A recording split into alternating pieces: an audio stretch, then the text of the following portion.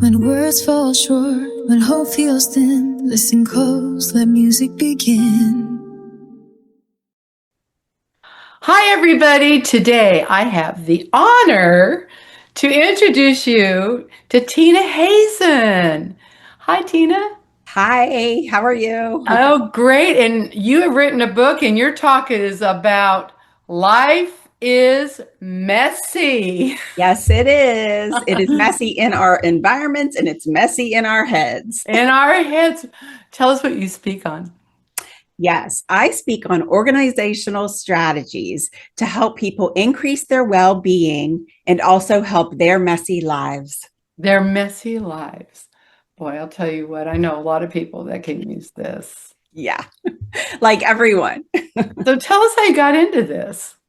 So, I am a registered nurse by trade. And about 18 years ago, I started a business called Think Inside the Box Professional Organizing Services. And I have absolutely loved helping my clients get their physical home and office in order. And through doing that, I realized that really their messiness is affecting their mental health. So a few years ago, I wrote a book called Life is Messy, Organizing Strategies for Your Head and Home. And in this book, I do talk about organizational strategies, but I also interviewed 7 adult women, and those age ranges are from 21 to 64. So a big range, and basically their stories and what happened to them and how they kind of got out of that, how they survived that time in their lives. So in my speech, I talk about how to help them and help you get through that messy time in your life, and just to know that you're not alone. I love this. You know, when I look back, now that you've said that, I think I've had a few of those messy times. Well, Not just one. everyone doesn't have this perfect life. It may look perfect on the outside, but there's stuff going on. Oh yeah, look at Facebook, right? Exactly. There's a couple of people say I'm in the hospital, and they look. Yeah, exactly. But And most of and the time, and it's look at how perfect my life is. Look how happy I right, am. Look at. right, right. Yeah, and you don't know what someone is going through behind the scenes. And so that's part of my speech as well. I give some stories in there that really get you thinking. So it's pretty Yeah. fun. You know, one time I remember, Tina, I went to this woman and I was showing her something that I was up to. I forgot exactly what it was, but anyway, she was so rude to me. And it was her store, a little shop, and I think I was, oh, I think it was, I have music CDs, and so I think I was asking her to put my CDs into her store. Rude, rude, rude.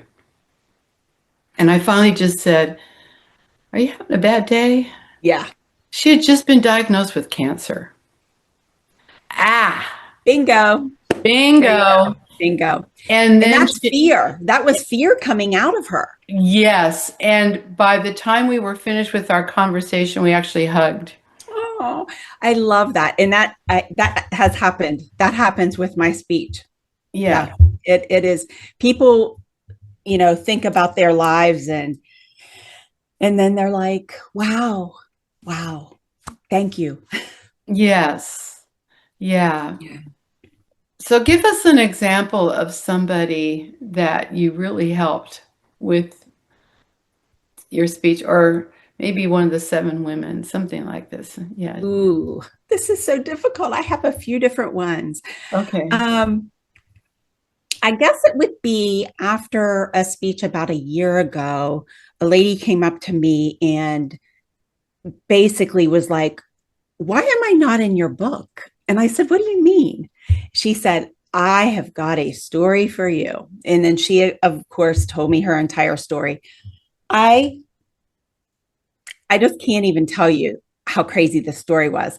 And to be very honest, she is now one of my stories in my speech. It Oh, was that powerful.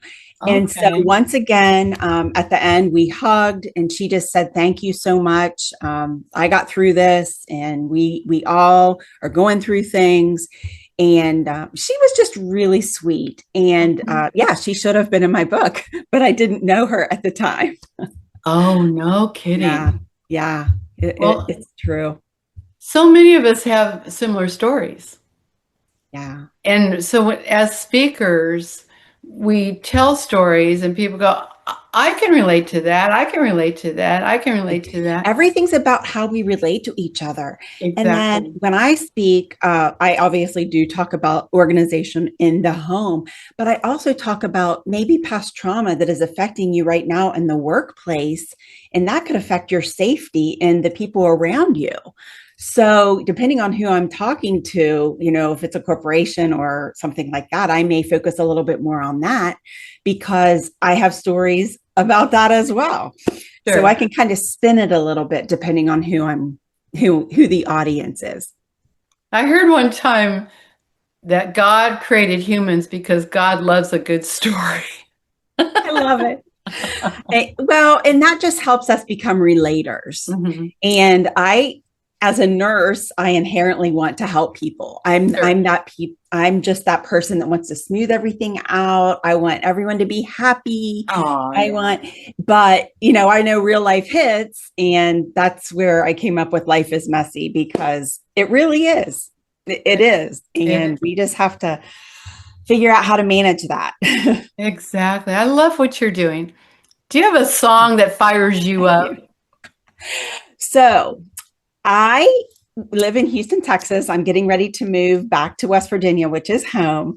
But at the rodeo 2 weeks ago, I saw Kelly Clarkson. And she has a song that says, "What doesn't kill you makes you stronger." And I was like, that is absolutely perfect for, the ladies that I interviewed and for the people out there in the world.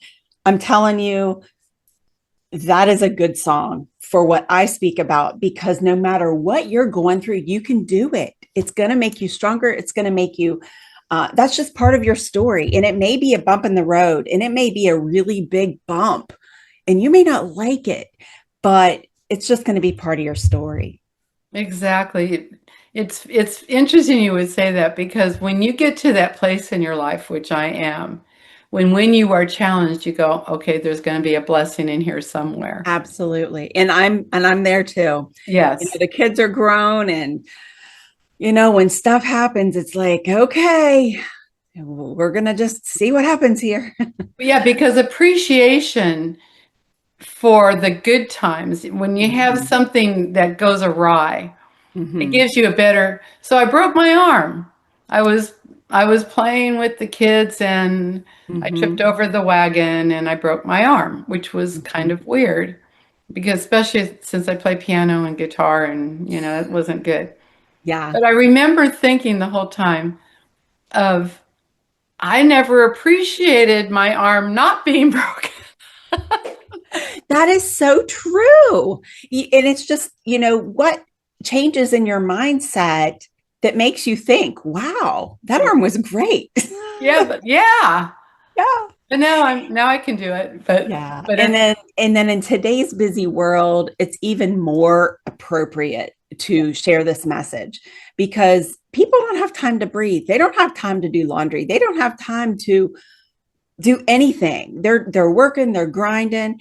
And my message is, it's okay. Stop and take a deep breath. Take care of you. I love my little section on self-care, because you know what? You need to take care of you. Yes. Well, I love everything you're doing, and I can't wait to see you speak sometime. Thank you. I would love to. I'd love for you to be in the audience. It would be an honor. Okay. All right. Well, thank you very much. Thank you so much. And everybody, you have a website. I do, tinahazen.com, and that is to get a hold of me for speaking engagements. Okay, tinahazen.com, and look for her book, Life Yes, it is Messy. Yeah, Amazon, Life is Messy, Organizing Strategies for Your Head and Home. Okay, thank you so much. Thank you.